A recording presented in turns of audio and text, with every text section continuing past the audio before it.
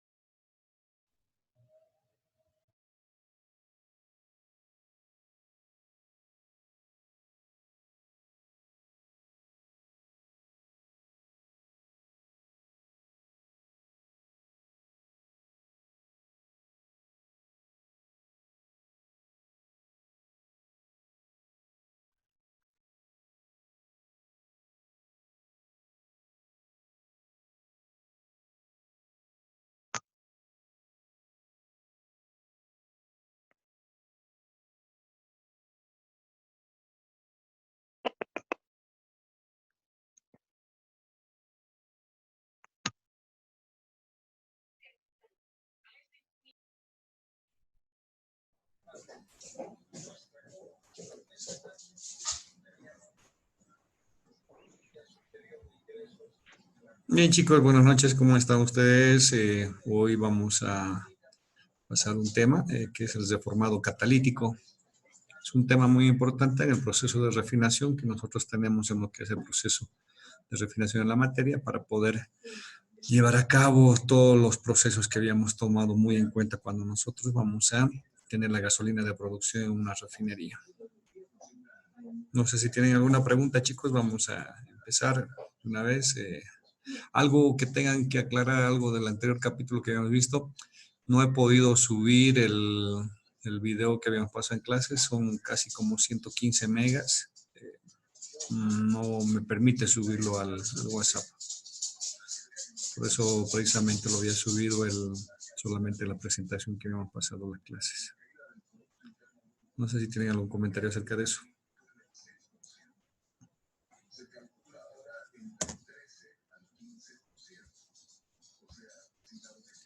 Bien, reformado catalítico. Es un proceso de conversión para la manufacturación de la producción de gasolinas. ¿Esto con qué objetivo tiene? El objetivo principal de este es el de poder subir el octanaje de las gasolinas, tanto que ya sea el octanaje de gasolina como el cetanaje de los diésels. Pero más nos vamos a abocar a lo que son el octanaje de las gasolinas. ¿Se acuerda? En el capítulo 3 habíamos llevado los procesos, pero sí hemos llevado lo que es proceso de isomerización, alquilación, ¿no? Entonces, lo que vamos a ver acá es un proceso de alimentación al cual nosotros vamos a llevar complementando ese capítulo todo lo que había sido el proceso de conversión de gasolina manufacturada, que quiere decir gasolina lista para la venta con el octanaje adecuado y ya sea dependiente a cada uno. Bueno, nosotros vamos a tener acá, no sé si logran ver el mouse, lo que hace movimiento, por favor, confírmenme también eso.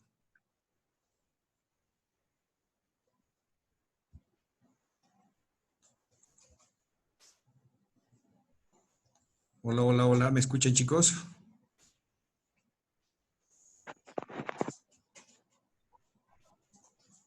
Sí, que se escucha. Ya, perfecto. Entonces nosotros lo que vamos a tener ahora, vamos a ver qué productos es lo que vamos a tener de alimentación. Nosotros acá en la gráfica podemos ver al lado izquierdo los productos de alimentación que nosotros vamos a obtener en un proceso de la refinería. Vamos a tener lo que son el propileno, el isobutano, las gasolinas livianas y lo que son las gasolinas pesadas. Así también los gasoleos pesados. Cuando hablamos de gasoleo, estamos hablando de diésel directamente, ¿no? Entonces vamos a tener 5 procesos de gran importancia, de lo que habíamos mencionado en el capítulo número 3. El primer proceso es la polimerización catalítica, en el cual vamos a obtener un proceso de gasolina polimerizada. Este proceso de gasolina polimerizada nos va a poder llegar a obtener una gasolina con un octanaje por encima de 88, ¿ya? En cambio, el segundo proceso, el cual nosotros vamos a tener, es el de alquilación. En el de alquilación, como como alimento vamos a poder obtener los isobutanos y las olefinas, donde vamos a tener un producto que nosotros vamos a determinarlo con un alto octanaje, que son los alquilatos y los N-butanos. Estos nos van a dar un octanaje por encima del 93. El siguiente proceso que nosotros vamos a tener muy en cuenta es el proceso de isomerización, donde nosotros vamos a actuar ligeramente con lo que son los isopentanos y los hexanos, ¿ya? Pero, ¿qué es lo que vamos a tener en este objetivo? Vamos a tener un producto que es la nafta isomerizada, que va a tener casi como 90 de octanaje, ¿ya? Por debajo del 90. Vamos a llegar hasta máximo un 90. En cambio, cuando vamos a tener nafta pesada, vamos a hacer el proceso de reformado. Y a esto es lo que nosotros vamos a llamar el reformado catalítico. El reformado catalítico vamos a hacer la utilización, igual que el proceso de alquilación, isomerización y los otros, vamos a utilizar reactores y catalizadores a su vez para poder hacer el reordenamiento molecular de las partículas que tenemos podemos decir, de un enlace de carbonos, donde nosotros podamos aumentar el objetivo principal, los hidrógenos en estado independiente, para poder aumentar el octanaje de la gasolina, ¿ya? En este entonces vamos a llamarle lo que es el reformado catalítico, que es la especialidad de que nosotros vamos a tener seguridad de poder subir por encima del porcentaje, no de porcentaje, sino por encima del octanaje de la gasolina, ¿ya? Luego tenemos, para poder subir el octanaje de los diésels y el cetanaje, perdón, vamos a utilizar la nafta catalítica. Vamos a obtener una nafta catalítica a partir de los diésels pesados. Esto va a ser un proceso de FCC. ¿Quién me indica qué es un proceso FCC? A ver.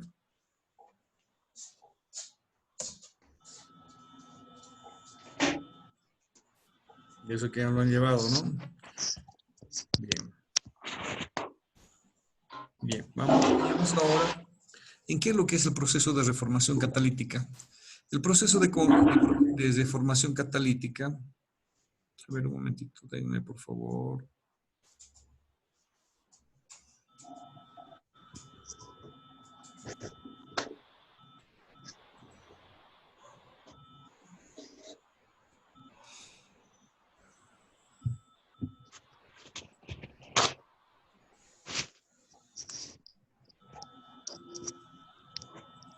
En el proceso de reformación catalítica consiste en poder poner en contacto una fracción o una mezcla de los productos pesados. Cuando hablamos de productos pesados vamos a hablar de las gasolinas a partir del C7 y hasta casi el C11 y el C12. Típicamente estos vamos a llevarlos por su punto de ebullición casi hasta los 100, 180, 190 grados centígrados. Efectivamente vamos a utilizar un reactor. Este puede ser también con un contenido de un catalizador que está en base a platino o alumina, elevadas temperaturas a las cuales estos vamos a tener que levantarlos a la fase gaseosa para poder desintegrar y hacer el reordenamiento molecular para hacer el ordenamiento e incorporación de hidrógeno gaseoso. ¿Ya? ¿Con qué finalidad? De poder generar un producto final con una corriente con el mismo rango de ebullición de gasolina. Y esa gasolina, ya que una vez nosotros le hemos hecho la integración de procesos catalíticos para poder aumentar el hidrógeno gaseoso, lo vamos a llamar nafta reformada o reformado de gasolina. ¿Ya? Entonces la caracterización es poder elevar el octanaje de la gasolina entre 98 hasta 100. Ese va a ser el valor del ROM, ¿ya? Debido a este contenido. ¿Por qué? Porque tenemos bastante cantidad de aromáticos. Adicionalmente a esto podemos generar un producto de la corriente rica en hidrógeno gaseoso con una pureza del 65 al 90% en volumen. Esto va a ser nuestro sistema de alimentación. ¿Para qué? Para que podamos suplir el hidrógeno requerido en un sistema HTT, que va a ser un sistema cualquiera de la refinería. Entonces, un proceso de reformación catalítica consiste en poder hacer que nosotros vamos a subir el octanaje de las mismas, pero con la utilización de catalizadores y reactores para un sistema, ¿ya? ¿Cuáles son las características de alimentación? para poder yo alimentar a un proceso de reformación catalítica, ¿qué es lo que voy a colocar? Un petróleo. Un petróleo con una concentración bajísima de azufre, que esta va a ser por debajo de los 0.5 ppm por partes por millón, donde yo voy a tener la certidumbre de que no tengo mucha cantidad de azufre para poder contaminar mis catalizadores y asimismo también mis reactores, ¿no? Entonces debería ser A normal a 0.0 a 0.1 partes por millón y a 0.5 máximo que yo puedo tener ya. Los rangos de ebullición va a estar en función a la concentración que yo tengo de la cantidad, ya sea de carbonos, desde el C7 hasta el C11, ¿no? Asimismo, yo también tendré que tener la concentración de parafinas del porcentaje en volumen, que debo manejar entre 30 y 70, naptenos entre 20 y 60, aromáticos entre 7 y 10, entre 7 y 20%, y las olefinas del 0.2%. ¿Se acuerdan cómo alguna vez habíamos tratado de identificar cómo se saca la composición de un petróleo? ¿Con qué método yo voy a sacar este rango de ebullición de temperaturas? ¿Alguien me puede decir eso, por favor?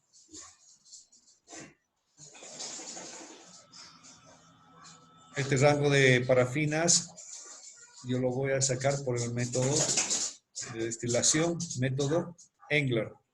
El método de destilación Engler me permite poder identificar el porcentaje en volumen de qué cantidad y concentración yo tengo en mi petróleo. Ya puede ser parafinas, cuánto, inclusive yo puedo determinar hasta cuánto de GLP en ese petróleo tengo. Eso porque voy a hacer un sistema de destilación Engler. ¿Está claro hasta ahí, chicos? A ver, quiero su opinión, por favor, si me están copiando o no.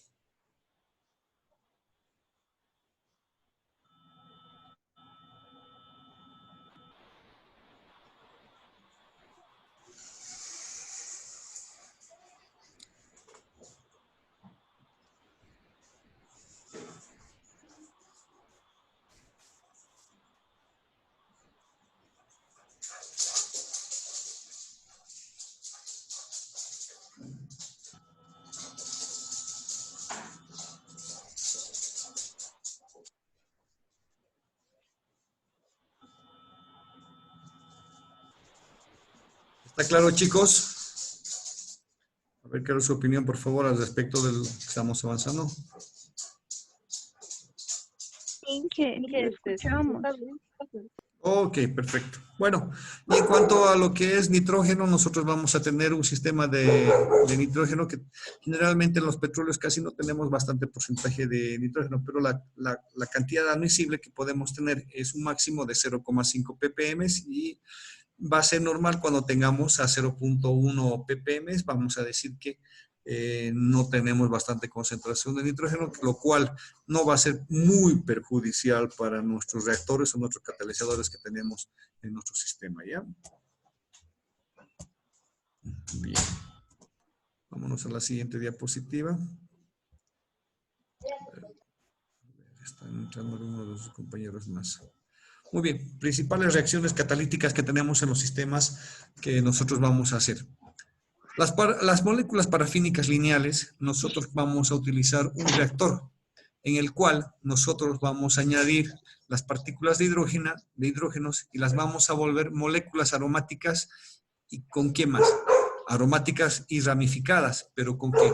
Con aleación de hidrógeno desprendido. ¿Eso qué quiere decir? Que nosotros estamos añadiendo a la molécula aromática partículas de hidrógeno, las cuales estas moléculas lineales se han vuelto ya en moléculas aromáticas. ¿Y qué va a tener? Ramificaciones. Y lo más importante que estamos aumentando el sistema de hidrógeno. ¿Ya? Acá podemos ver las reacciones de las principales reacciones químicas, las reacciones deseadas, cómo nosotros vamos a hacer una deshidrogenización de los naptenos. Esto, la particularidad que son procesos endotérmicos, la reacción es demasiado rápida y además esta reacción va a favorecer a la formación de los bencenos y los toluenos.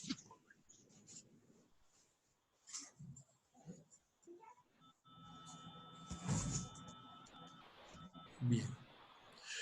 Los tipos de reactores que nosotros vamos a utilizar son dos tipos de reactores. Son los reactores de lecho fijo, que son de flujo tipo axial, y los reactores de lecho móvil, pero estos son de tipo de flujo radial. ¿Qué tienen? ¿Cuál es la caracterización? Estos lechos catalíticos, bueno, lógicamente, que son muy indistintos al cual podemos aplicar un sistema de reformación catalítica, ¿no? Estos reactores de lecho fijo y de flujo axial, el flujo ingresa, pero el lecho es fijo. ¿Qué quiere decir? El lecho va a ser un sistema catalítico. Podemos utilizar aquí catalizadores de rutenio, podemos utilizar catalizadores. ¿De qué más podemos utilizar? Estos son catalizadores de níquel, generalmente. Los de níquel, ¿qué pueden ser? Pues son placas fijas donde no son movibles. En cambio, en cuanto al otro tipo de lecho móvil, entonces sí el lecho catalítico tiende a moverse, a hacer una agitación uniforme para poder uniformizar toda la mezcla. No podemos decir mezcla, ¿no? Sino para poder hacer la reacción uniforme en todo el cubil en el cual se está elevándose el sistema, es decir, en el mismo reactor. ¿Ya?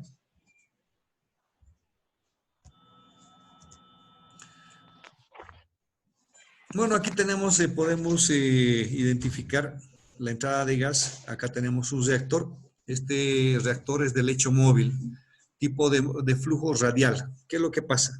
Entra el flujo y va a disiparse directamente por el movimiento que tiene radial, va a empezar a girar y va a tender a hacer contacto con todo lo que es el lecho del catalizador.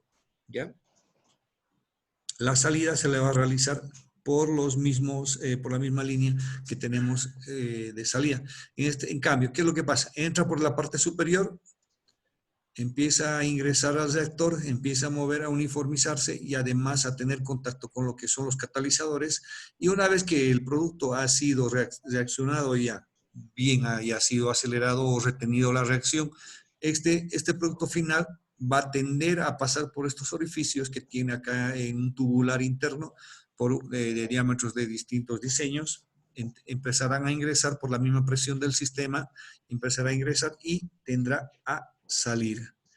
¿De qué está compuesto la parte superior del tubular? Generalmente son cerámicas. Ahora, ¿yo cómo voy a distribuir esto? Voy a distribuir mediante los difusores que yo tengo. Estos difusores son los que me van a dispersar y me van a poder mandar uniformemente en el reactor todo lo que yo tenga para que el fluido tenga contacto. Ahora, ¿qué es esta parte? Esta parte son las cerámicas donde nosotros vamos a estar soportados por ¿quiénes? Por los catalizadores. En este pueden ser las partículas de, digamos, níquel o de cobalto. ¿Ya? ¿Alguna pregunta que tienen, chicos? Está claro, ¿no? Lo que tenemos acá, como es el reactor de formación catalítica. Este es un lecho móvil de tipo flujo radial. ¿Por qué lo llaman flujo radial? Porque los dispersores tienen un difusor que va a desplazar el fluido en forma radial, de tal forma que va a ir uniformizándose todo el movimiento radial y va a tener un contacto único con las partículas de lo que van a ser los catalizadores. ¿Ya? Estamos hablando justamente acá en las cerámicas donde portan los catalizadores. Bueno, aquí vamos a irnos directamente a un proceso de catálisis. Como ya les había explicado en el anterior, pues en el capítulo 3, cuando íbamos a aprender a poder definir más o menos cómo leer un PNID o un esquema típico de proceso, ¿ya? Tenemos la entrada de gasolina por este lado. Y vamos a tener la inyección de hidrógeno gaseoso. El hidrógeno gaseoso lo podemos sacar de un sistema de deshidrogenización que vamos a tener en una refinería donde nosotros vamos a sacar independientemente el hidrógeno para poderlo incorporar en la corriente de la gasolina para poder hacer nuestro reordenamiento molecular. Entonces empezamos acá con el alimento de la gasolina, vamos a pasar a un horno de calentamiento. Es una serie de hornos de calentamientos de 3 etapas, donde hasta cuánto tengo que subir por encima de los 700 grados centígrados, ¿no? de 250 hasta 700 grados centígrados. tenemos el primer catalizador, el primer sistema de calentador y reactor, perdón, el primer sistema de calentador y reactor, donde tenemos acá, primeramente, un horno calentador. Vamos a pasar primero al primer reactor de lecho fijo, luego vamos a pasar al segundo calentador lecho móvil y al tercer calentador que también va a ser de lecho móvil también. El tercer calentador y el tercer reactor. ¿Qué va a pasar? Lo tenemos el sistema ya casi uniformizado, pero a alta presión y alta temperatura. Entonces vamos a pasar directamente a pasar a un separador. Si se dan cuenta, en todos los procesos que hemos utilizado, ya sea en lo que es síntesis del proceso GTL, en el proceso de isomerización, de alquilación y de todos los demás, nosotros cuando salimos de los procesos, por ejemplo, de los reactores y de los catalizadores, siempre, si se dan cuenta, nos manda a un separador. Igual en el sistema que habíamos hecho conversión del gas to liquid, la conversión del gas a líquido cuando hemos hecho el reordenamiento molecular igual, ¿se acuerdan? Teníamos un separador vertical. Y el separador vertical, ¿qué es lo que nos separaba? La fase líquida y la fase gaseosa. La fase gaseosa, ¿qué teníamos? Hidrógeno gaseoso. ¿Y dónde lo mandábamos? Como combustible para nuestros reactores, ¿correcto? Y nuestros hornos, ¿no? Allá en el proceso GTL, lo mismo pasaba en el proceso de isomerización. En este proceso, lo mismo va a pasar. Vamos a pasarlo a un separador de alta presión, donde vamos a tener una fase gaseosa. Pero esa fase gaseosa, ¿qué es? Es el hidrógeno gaseoso que no ha sido incorporado en la cadena o en la ramificación del proceso de la gasolina. Entonces, es una gasolina que ha sido saturada, donde ese enlace ya no ha podido juntarse, no ha podido adherirse ese hidrógeno gaseoso al, al, a la cadena de la gasolina. Entonces, ¿qué va a pasar? Esa fase gaseosa va a ser hidrógeno puro. Lógicamente que sí va a ser con algunas trazas de gasolina que han sido evaporizadas y que no han sido condensadas. Lógicamente que acá, en esta fase, ¿qué es lo que deberíamos faltar? Acá, ¿qué es lo que nos falta? Nos falta un aeroenfriador. Bueno, eso ha venido por defecto de donde he tomado. Y lógicamente acá debería haber un aeroenfriador para poder condensar toda esa gasolina caliente que ha salido del reactor, ¿correcto? Estamos de acuerdo hasta ahí, ¿no? Entonces acá este hidrógeno gaseoso y esa gasolina pequeña que está vaporizada, que no ha condensado, yo lo voy a pasar directamente a un compresor. Da la casualidad también que también en los otros sistemas hemos utilizado también un compresor para poder levantar la presión y meterlo nuevamente al sistema, ¿no? Entonces este hidrógeno yo lo voy a pasar ¿dónde?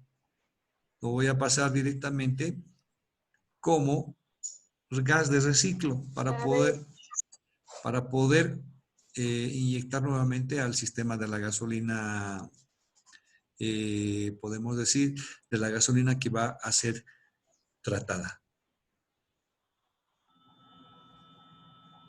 Bueno, y luego, ¿qué va a pasar con el sistema de estabilización? Nosotros, la gasolina que ya ha subido su octanaje, que ya ha sido adherida con los hidrógenos gaseosos en la ramificación de los carbones, ¿qué es lo que va a pasar? Va a pasar a un sistema de estabilización. ¿Qué tengo que hacer a esa gasolina?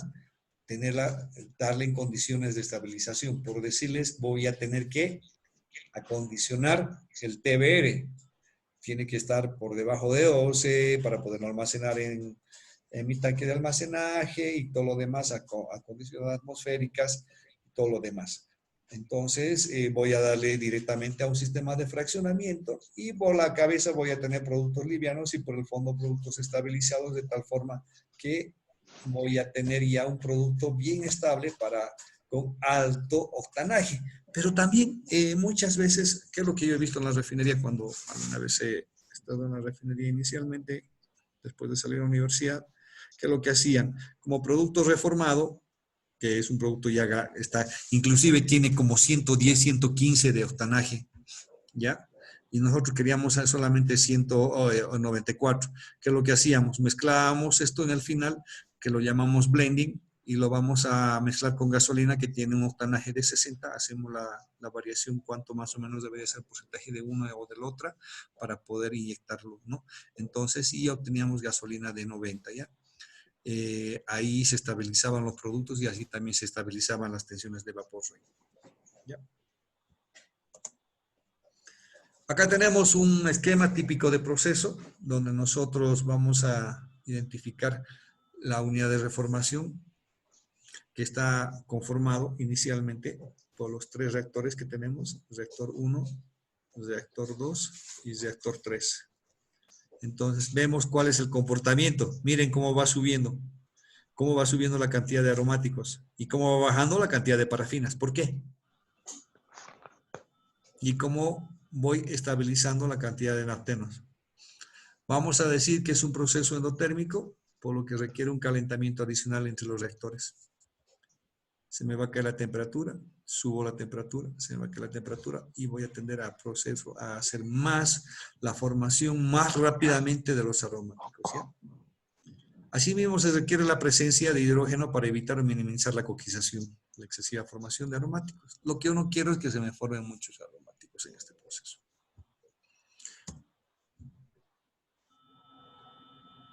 Los tipos de catalizadores que vamos a utilizar son catalizadores bifuncionales de platino soportado con alumina clorada. Generalmente el de platino se combina con otro metal, por ejemplo, puede ser el de renio. Ya tenemos 5 minutos nada más. Tenemos el de renio, estanio u otros para formar más estable las gasolinas. El de platino provee los sitios activos como para hacer la hidrogenización y la deshidrogenización. Así también la alumina clorada proporciona ácidos, sitios con bastantes ácidos, que lo promueven en la isomerización. ¿Qué quiere decir eso? Me va a afectar, no me va a dar el proceso de poder llevar a cabo todo lo que yo quiero. ¿Ya? La pérdida gradual de actividad del catalizador a causa de un envenenamiento se refleja la disminución del octanaje. ¿Esto cuándo lo voy a dar? Cuando no tengo mucha pureza. Eso, si yo tengo azufre, voy a tener contaminación. Si yo tengo contaminación, el octanaje me va a bajar, me va a disminuir la pureza del hidrógeno gaseoso y la necesidad de incrementar temperatura en los reactores va a ser mucho más frecuente. Voy a darle más temperatura al reactor para que pueda fusionar el hidrógeno gaseoso y va a llegar un momento que eficiencia totalmente bajísima. ¿Ya?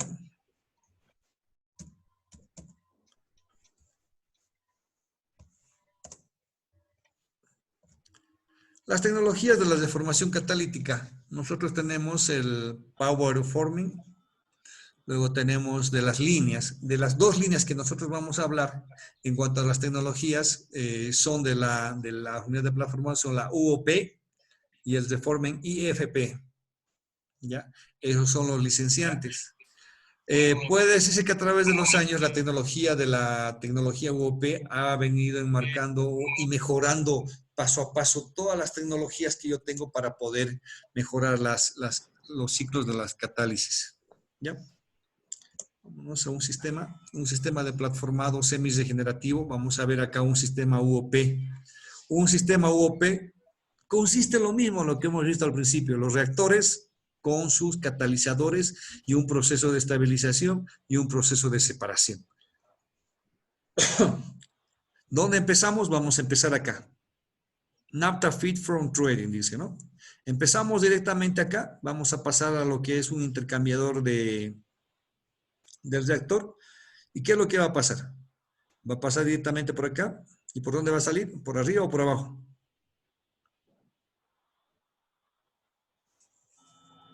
Va a empezar a salir por este lado y se va a ir directamente a lo que es el sistema de los calentadores. Va a ir a un calentador. Puede ser que pase por este reactor, va a venir acá y se va a ir al segundo reactor.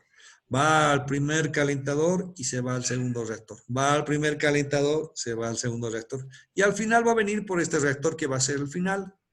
Una vez que finaliza, va a venir directamente al intercambiador del reactor y se va a salir al enfriador. Miren lo que yo les decía, hacía falta hace rato allá un enfriador, ¿correcto? Acá tenemos un enfriador.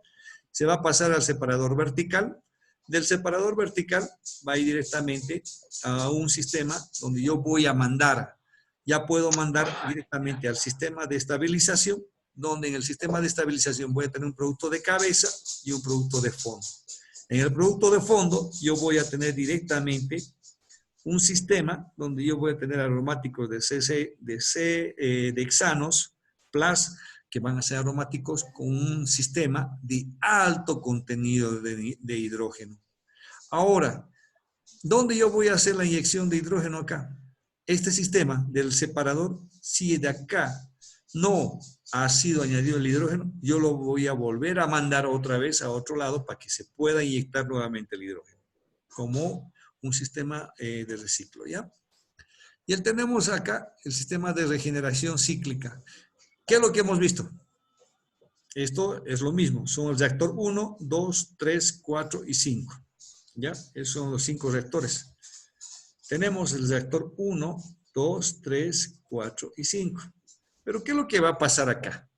Yo voy a utilizar un reactor que va a ser para mí el que va a estar en stand-by y los otros van a trabajar. Entonces yo puedo hacer que este esté en stand-by y los otros 4 reactores trabajen. Yo quiero regenerar a este, puedo poner en stand-by a este y puedo hacer que este trabaje. ¿Ya?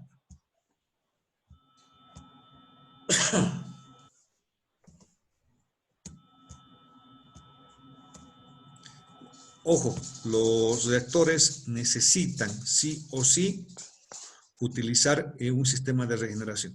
Bueno, vamos a ver ahora el sistema de platformado modo continuo, pero utilizando la tecnología UOP. Lo mismo que habíamos visto, y esto ya no lo voy a volver a explicar acá atrás, entra el alimento y entra directamente al intercambiador del reactor. Ahora aquí voy a tener solamente un solo reactor. ¿Qué les parece? Ya no es como en el otro, utilizábamos 5 calentadores y utilizábamos 5 reactores. Acá en la tecnología IOP, que es el CCR Platforming Process, ha mejorado el sistema de tal forma que ya utiliza un solo reactor en un solo sistema. Pero ¿qué va a pasar acá? Este señor tiene un solo reactor, pero la caracterización tiene 5 catalizadores. ¿Ya? Los sistemas de catálisis van a ser demasiado grandes. O sea, miren, tiene para 5. 1, 2, 3, 4 y la última entrada 5. Y lo igual, este sistema lo va a mandar a regenerar constantemente al catalizador que nosotros queramos. ¿Ya? Y lo demás sigue lo mismo. Viene el sistema de intercambiador, viene el separador, va a entrar al sistema de la sección de estabilización, donde yo voy a mandar a un calentador, los gases livianos por arriba, la gasolina, y voy a tener los ricos aromáticos con cantidad de alta de hidrógeno por el fondo de la torre. ¿Está claro, no, chicos? ¿Sí? Bien, vamos a continuar con esto. Luego tenemos el platformado, el sistema de regeneración UOP. No, esto viene así. Ahora tenemos el CCR Reforming IFP. El sistema CCR reformado utiliza lo mismo, pero solamente utiliza 3 reactores. Pero acá estos 3 reactores utilizan independientemente cada uno su propio calentador independiente. Y voy a utilizar un sistema de regeneración. ¿Qué es lo que hace este? Este va a entrar en funcionamiento cuando yo quiero utilizar este a regenerar. Entonces, en vez de enviarlo acá, yo lo voy a enviar acá. Lo bypasseo y este va a ser mi sistema de regeneración. Y lo mismo también, voy a pasar al intercambiador, se va a ir a un aeroenfriador, va a ir a un separador. El separador yo voy a mandar al sistema de estabilización, es el Reformate to Stabilization. Envío al sistema de reformado y de lo demás voy a mandar al sistema de hidrógeno gaseoso. Y este es el sistema representado en un sistema regenerativo mejorado de la tecnología UOP. Este es el sistema Cyclic System. ¿Ya? ¿Preguntas hasta acá? Oh, un bebé quiere hacer preguntas. A medida que nosotros hemos ido viendo la evolución de la tecnología de la reformación catalítica, podemos ver que se han ido mejorando los sistemas convencionales desde los sistemas bimetálicos como podríamos ser utilizando catalizadores tanto como en la primera etapa. Yo tenía, por decirles, en un sistema con conversión con un catalizador monometálico, pucha, tenía que utilizar presiones altísimas y para mí utilizar presiones altísimas me implica utilizar equipos más pesados, como ya hacer compresores y todo lo demás, ¿no? Se me es más complicado. Luego se ha ido mejorando utilizando los sistemas SR con catalizadores bimetálicos, pero yo ya podría utilizar menos sistemas de presión. Miren cómo va bajando acá el sistema de incorporación de hidrógeno en función a las presiones. Y ahora tengo las unidades de generación continua con el sistema CCR, lo que acabamos de ver para lo que es el proceso de catálisis con catalizadores bimetálicos, donde aplicamos ya presiones bajísimas, ¿no? Eso sería todo, jóvenes. Alcanzamos antes de que se nos haya ido el tiempo con lo que tenemos los 45 minutos. ¿Preguntas, jóvenes? ¿Alguna duda que tengan?